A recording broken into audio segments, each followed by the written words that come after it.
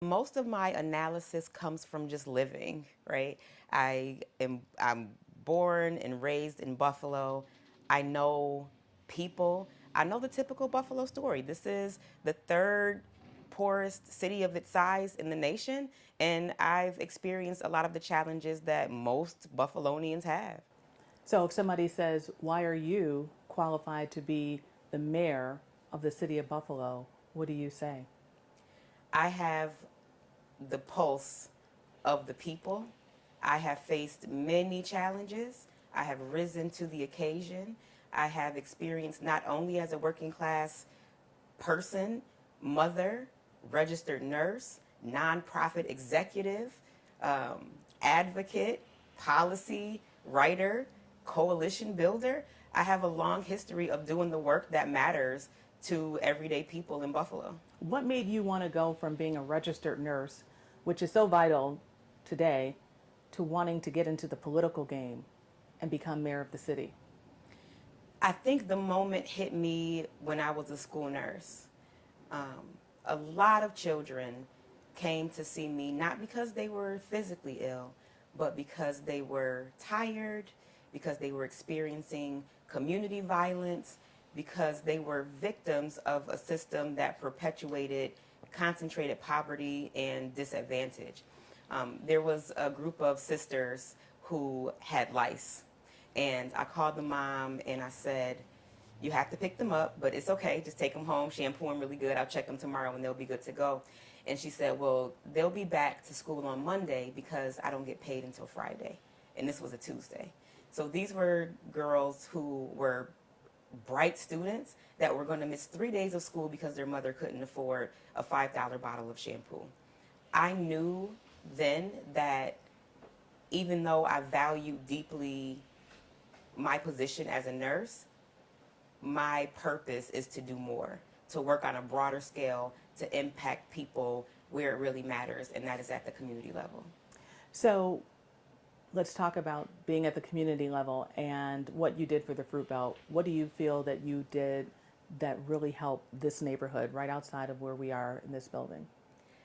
The Fruit Belt is a strong community. They've always been politically active. They've always been pretty well organized. And what I was able to do was bring some youthful energy. Um, a lot of people in the Fruit Belt are older. They've paid their dues. They've been doing the work, and they taught me how to do the work. And I was also able to bring an injection of vibrance and energy and innovation. One of the first things that I worked on as a member of the Fruit Belt community with Community First Alliance was the parking permit system. There was a squeeze on parking.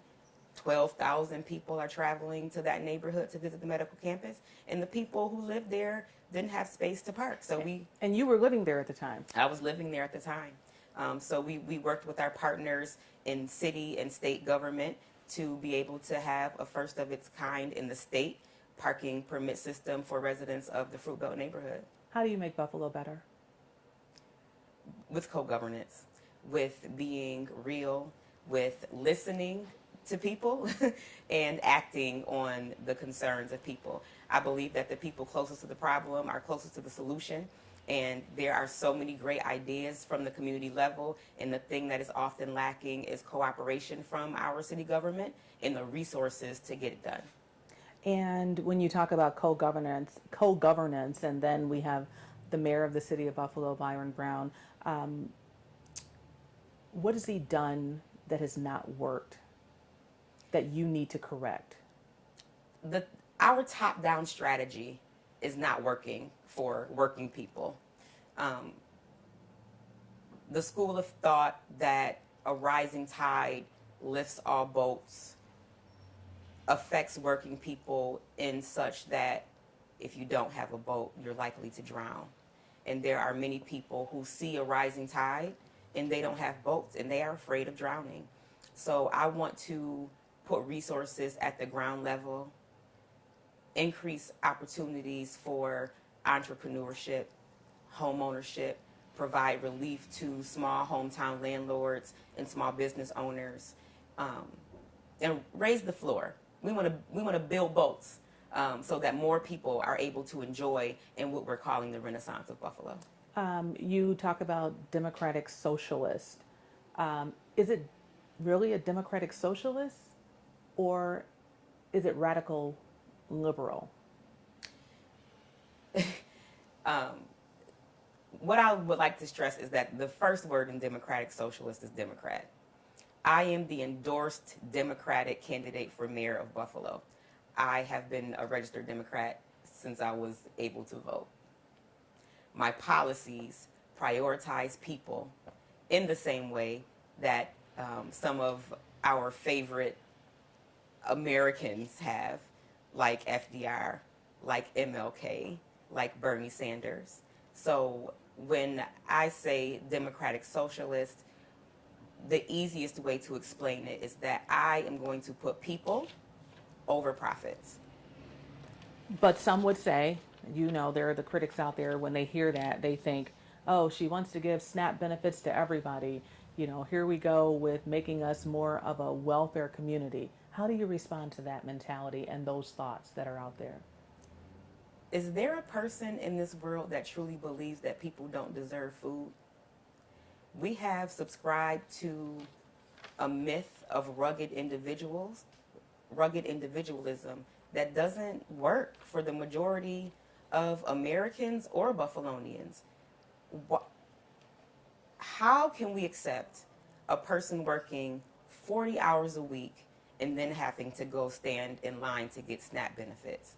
We are okay with corporate welfare, but we then somehow demonize providing for working families and children. And I want to be the one that changes the culture of government and make it okay to be a leader who actually cares about people. And with that being the case, as mayor, as you know, you are over the entire city of Buffalo, not just the east side, the west side, it's north and south. How do you relate to individuals in those sectors of the city that don't come from the neighborhood, don't have your same experiences, don't even understand you, and to be honest, some of them probably just don't like you?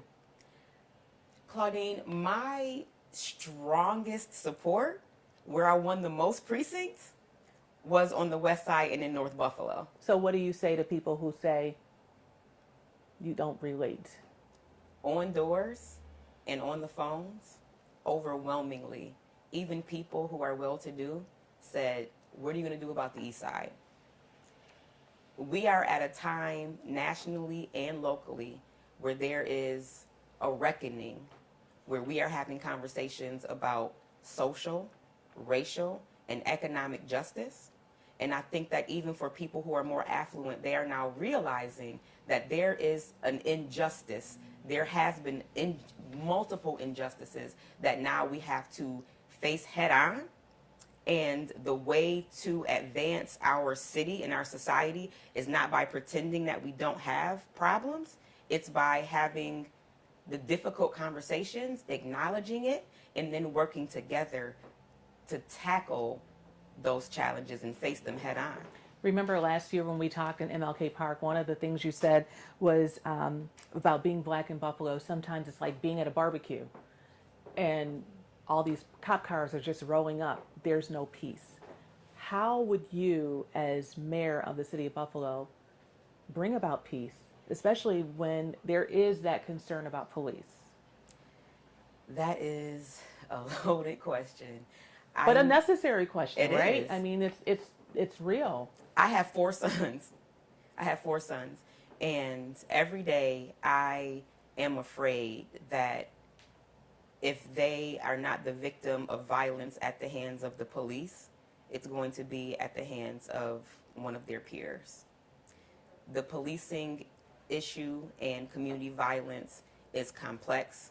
And again, it's not going to go away if we pretend it doesn't exist.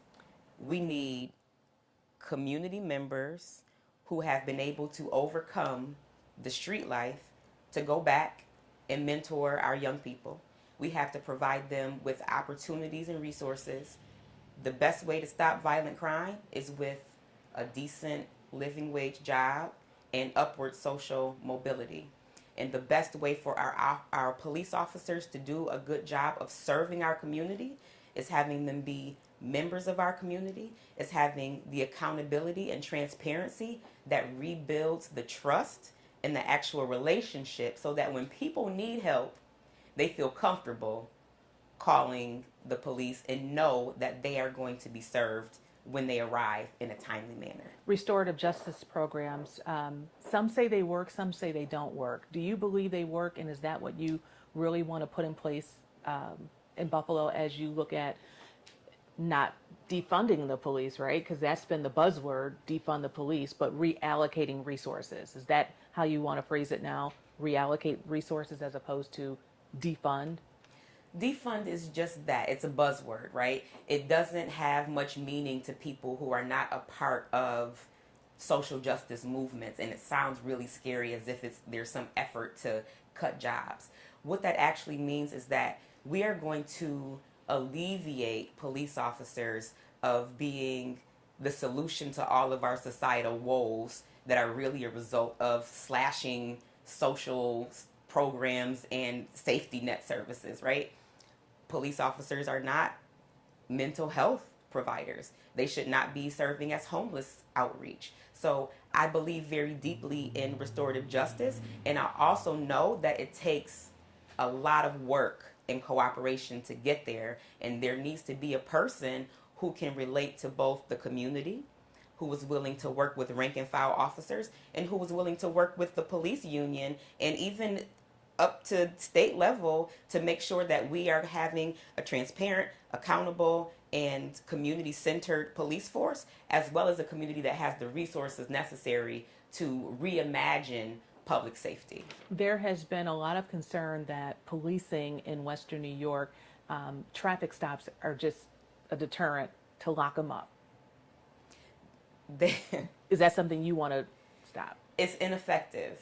There are stories about me in the media right now about some of my interactions at traffic stops, and I know firsthand that I'm not a criminal, but my position, being an impoverished person that was going through some struggles, was criminalized, and it's not fair. And these interactions can turn into a downward spiral of job loss, homelessness, jail time, additional fines and fees, and things that are very difficult to overcome. So I don't believe that traffic enforcement necessarily, in over policing, especially as it relates to traffic enforcement, leads to a reduction in crime. It's just not proven to be efficient. So you mentioned that, just be upfront with people. What was your interaction with police at one time? Have you ever had any issues with police?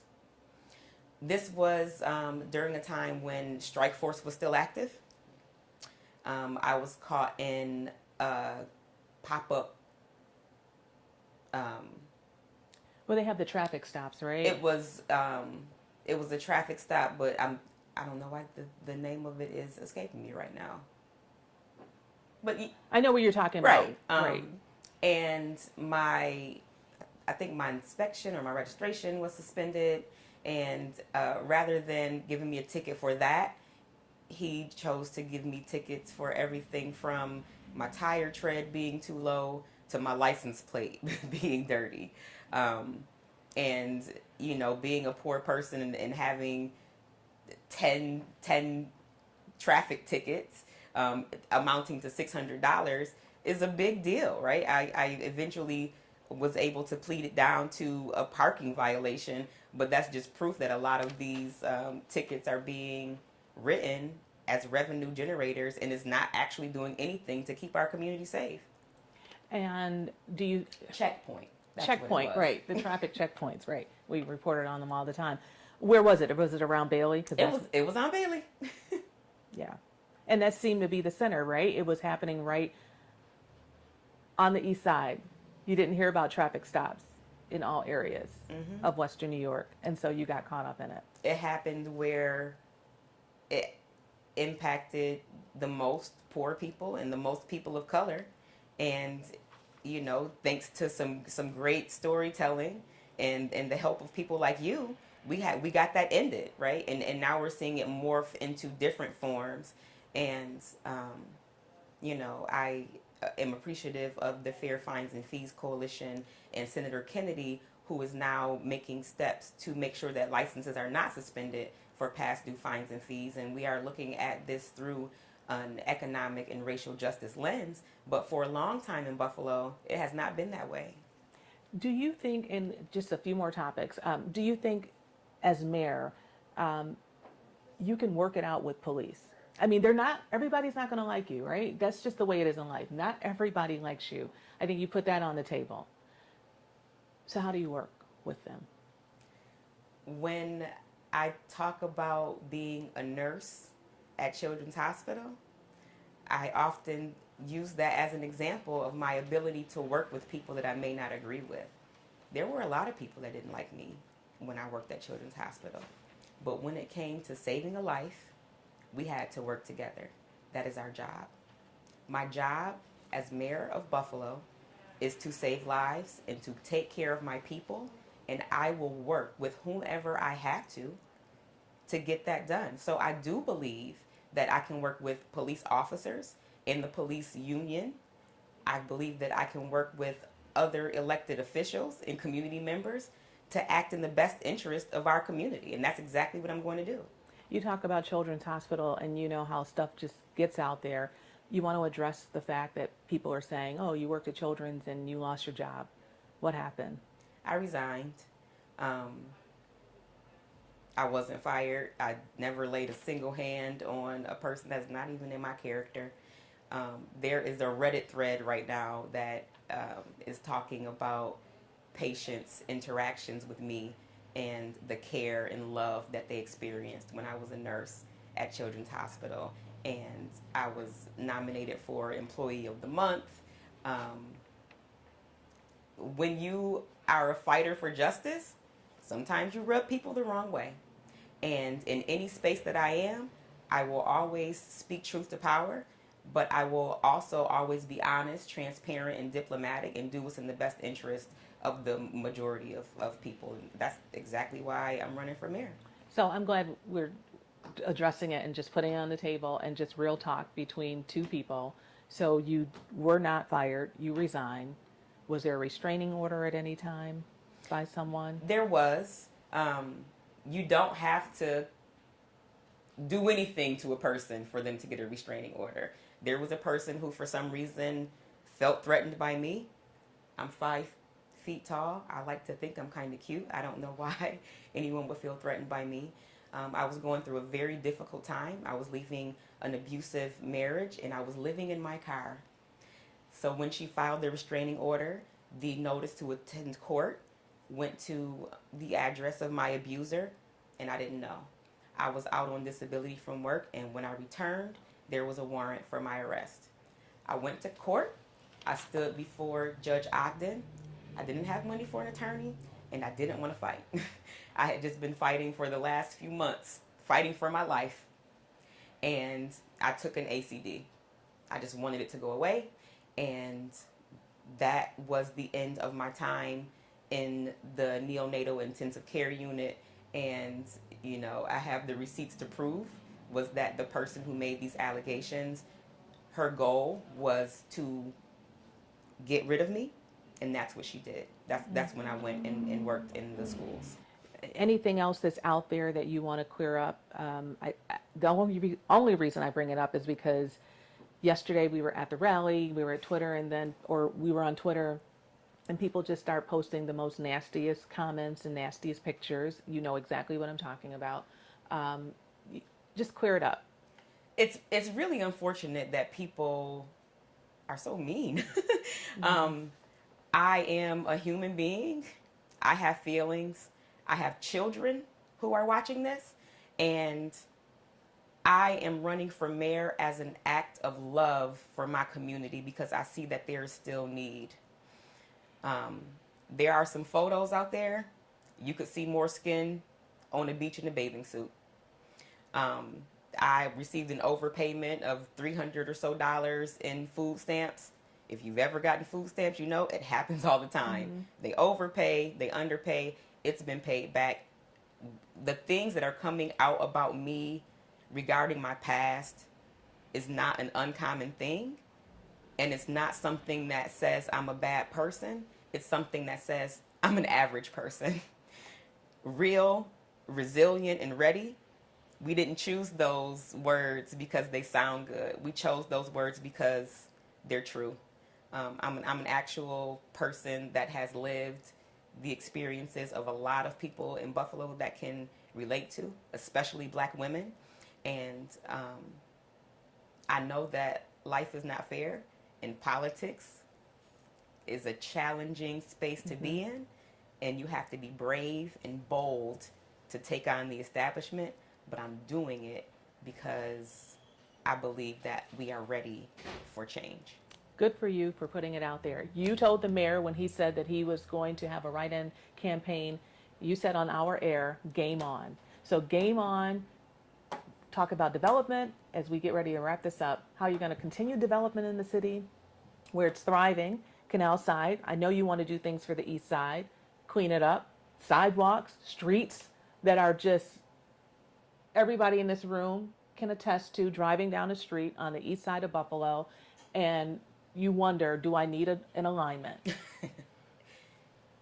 I am going to continue development with an eye toward equity and justice. We are not going to stop growing, but we are going to grow in places that have been long neglected and forgotten.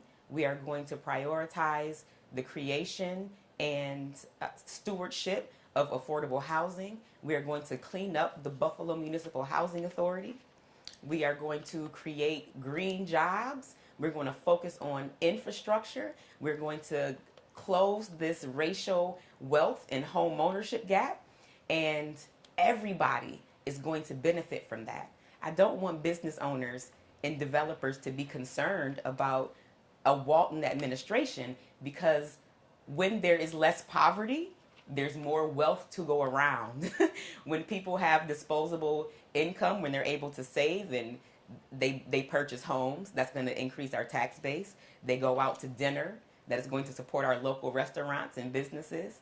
That is going to stimulate our economy and make us more sustainable so that we're not always waiting on a federal windfall to close budget holes. And then, again, safety is a big concern. Allay those fears. I mean, there's the fear that under Walton administration, it's going to be havoc in the street. She was already out there during the Black Lives Matter protests. You've stood by some individuals who have been arrested, have gone to prison. We know about Quentin Suttles. We know about some other individuals who were shot allegedly by police, and you have stood in their corner. That is considered against police. So what do you say to police officers who say, you're not for us, you're against us? I don't think that's against police. I think that is for people. In my heart and soul, I am a caregiver, and sometimes human beings make poor decisions, but that doesn't mean we throw them away. That means that we bring them in. We have a community that is fraught with generational trauma that has gone unaddressed for a long time. It doesn't mean that people are inherently bad. It means that they need help. Fully funding education, providing community services, and a social safety net does not mean you have to fire police officers. It does mean, though, that we are going to demilitarize, right? We don't need tanks in our communities and weapons to neutralize people who are peacefully expressing their displeasure with our government, right? If we have less military-style weapons, police will have better cars. That's something they've been complaining about, is this fleet maintenance, right? And just being able to have honest and transparent conversations about where our priorities are. Yes, I am an activist. I am also a reasonable person, and I am diplomatic, and I am prepared to govern in a way that is compassionate, and that is what I feel and many others feel like has been lacking in our local government. Bernie Sanders, the AOC, do you think we'll see them here for you? They're already here for me. I've got. But in the flesh. I don't know about in the flesh. They have governance of their own to take care of, but I think the support of national leaders in the progressive movement has proven that Buffalo is not the sleepy little town that sometimes we believe it is in our bubble. Right now, the national spotlight is on this mayor's race, and I'm proud to be a part of this era and being able to shine a bright light on Buffalo. We've been in the media for the last year for some not so great things, Yeah. and now people are excited and saying, "Look at what's happening in Buffalo," and I'm proud to be a part of that. And as a collaborator, right, to be a mayor of the city, you have to collaborate. Do you think that your experience being a nurse in a NICU, right? You were in the NICU, being a nurse helps you with collaboration? Absolutely. Being a nurse, you're always a part of an interdisciplinary team. You need to work with families, physicians, respiratory therapists, and the whole nine. And it also helps you to remove a lot of your personal emotions and do what is most prudent, most scientific, data driven, and objective.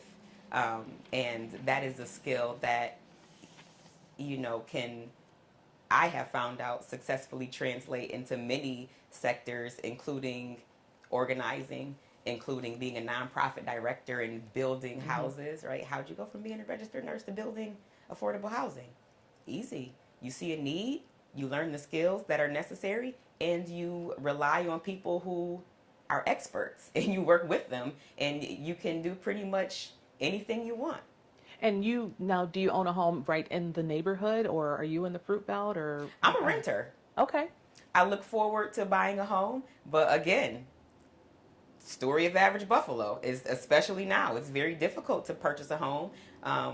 Housing prices are up, and our city's own housing study says that because the housing stock is so old and values in neighborhoods are so little, you can't mortgage them. You have to either have the cash or buy a more expensive house. So I haven't found myself in a position to do that yet. So we're going to wrap this up. I just want to throw out like 4 different things, and you just give a quick answer to them. India Walton, what do you say to Mayor Brown? Thank you for your service. India Walton, what do you say to those who are on the upper echelon of society, those who are wealthy in Western New York, who feel that you're not fit for this office yet? I love you too, and you will be fine. What do you say to the Buffalo Bills if they want to bring a stadium into downtown Buffalo? I love you too, and you will be fine. And to those on the east side? I love you. I am here for you. I am here for all of us. And no matter how this plays out in November, I hope and pray that people vote for change. But no matter what, I'm not going anywhere. I'm going to continue to do the work and do what's best for the people all over the city of Buffalo. Democratic Socialist, Radical Liberal, which is it? Democratic Socialist, Radical Lover. Is there anything else you want to add? Do it. If people want more information about my platform, if they want to volunteer or donate, they can go to the website at www.indiawalton.com.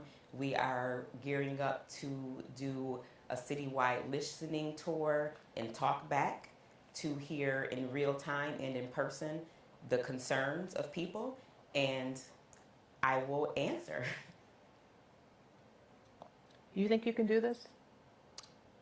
I wouldn't have started if I didn't think so. I don't enter into challenges with the intent to lose. Jim, anything? I don't have anything. West Side Girl? I don't have anything that I can think of. You know what? I forgot to press record. Yay! We have everything. My only question was, all the answers that you gave were fabulous, but how do you get to the towers? Especially that's for what people who don't live, within a certain neighborhood. How do you get to those people? How do you reach them? Because so goes Buffalo, so goes the region. Right. You knock on their door. You have one-on-one conversation. You know what my favorite thing to do is?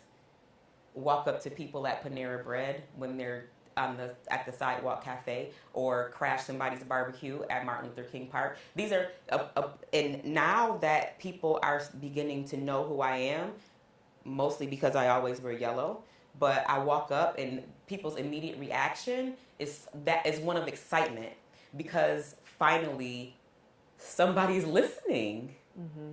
You're there, you're in person, in the flesh, and you're saying, hey, how are you, right? Mm-hmm. It's not as contentious as my opposition is trying to make it out to be. Most people are excited, even those who are wealthy. On doors in North Buffalo, people are like, what you gonna do about the east side? On doors in North Buffalo, people are like, please raise my taxes so that the snow can get plowed on time and these potholes can get filled. That's a big deal. The streets and the crime, I'm telling you right now, everybody that I've talked to, their biggest thing is, what are you going to do about this crime? Now, you talked about some, doing other things, maybe getting people who were once in that world and helping. But we have things like, the Fathers Group and Peacemakers and those groups. But do we? Is it effective? So the problem with that is that people don't trust the police. The peacemakers, in our perception, and when I say our, I mean like the neighborhood, they're just a civilian police force. Their purpose is to take intel back to the police. And if you already don't trust the police, what reason would you have to trust a peacemaker? A successful violence interruption program, and I can say this because I've done research, successful violence interruption programs have to be separate and apart of police. Police have a role to play, but true violence interruption that gets to the root of it cannot come out of the police department or anything like it, because people who are involved in those activities are not going to talk to them. Right, and then you still have to have law and order, so police are necessary because there has to be punishment. And I think one of the concerns is we don't want to write off police because we're just trying to let somebody have a free pass. You do wrong, you do the crime. Exactly. You got to do the time. We're not writing off police, but that transparency and that accountability is going to restore public trust in the police, right? Mm-hmm. We know, for example, Richard High recently backed over a man on a motorcycle. It was caught on tape. This is not his first time behaving inappropriately while performing his duties as a police officer. So you can't make the case that there's just a couple of bad apples when no one is doing anything ever about it. So it's not for me necessarily about getting rid of police altogether, right? And when I speak to members of the activist community who are abolitionists, I say we haven't created the structure to replace policing yet. Mm-hmm. It would be great if we could move away from punitive measures. There are certain countries where they've been successful at doing that. We're not ready, right? And that's why we have to reimagine community safety as a whole. We have a bigger police budget than we've ever had, and crime is still up. So we know that more money, more weapons for police that can't possibly be the answer, because that's what got us to where we are right now. Right? We have to make more investments in the community. We have to give people something to live for so they stop killing each other, while restoring the public's trust and faith in police, while working with police to find out what we do to support them. Yeah. They are also experiencing challenges with mental health, the pandemic, being overworked, being expected to do a whole bunch of stuff that they're not trained to do. We know. It's that, right. And that is the thing, right? We try and use a broad brush. You can't. No. Right? There's nuances, intricacies. It's a very complex issue that doesn't have a single solution. It's got to be multifaceted. You got to bring a lot of people in. And I have relationships at the national level, and I'm looking forward to bringing in people who have made significant changes in their communities to help me figure out what we do to move Buffalo forward. Sounds good. Did that answer the question, or Yes. Katie? I guess you mentioned that your voter group was mostly the west side and North Buffalo, right? Do you feel like the east side is going to have your back, or like that you have to speak directly to the east side to kind of make them trust you? Sorry, my voice is leaving. Because, you know, they have gone through decades of feeling unwanted. You know, so what would you say to people on the east side who may be thinking, oh, this could just be someone who doesn't necessarily have our back, because it's mostly the west side and the north side that you said kind of wanted to vote for you? What would you say that? And if you don't mind, you can look at Claudine. Oh yeah, it's amazing to me that a lot of my platform is centered around development on the east side and bringing equity for people of color and people who've been long neglected. But most of my voter turnout was from North Buffalo. Like that is proof that this is about all of us. And the division that we've seen in the city of Buffalo, I am a person that is bridging that divide, right? It also speaks to the fact that a lot of people on the east side who are a part of the elite class, even the working class, the city employs almost 3,000 people. There's a culture of fear. I think I can say this now. There are people who are willing to support me quietly that wouldn't support me publicly for fear of retribution. I got a city contract.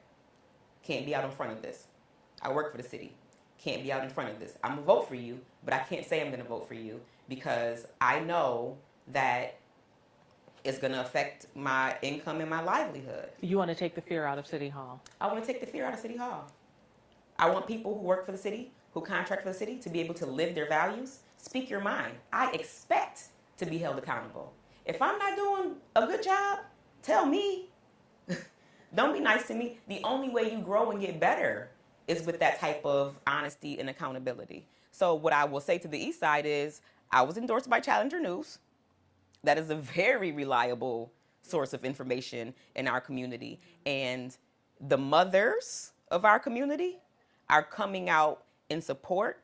And each day that people are watching what's happening, the groundswell in the East Side is growing, because no matter who you vote for, the defamation and abuse of a Black woman, a community leader, and a mother is unacceptable. And you saw the faces on the stage with Mayor Brown Mm-hmm. the other day.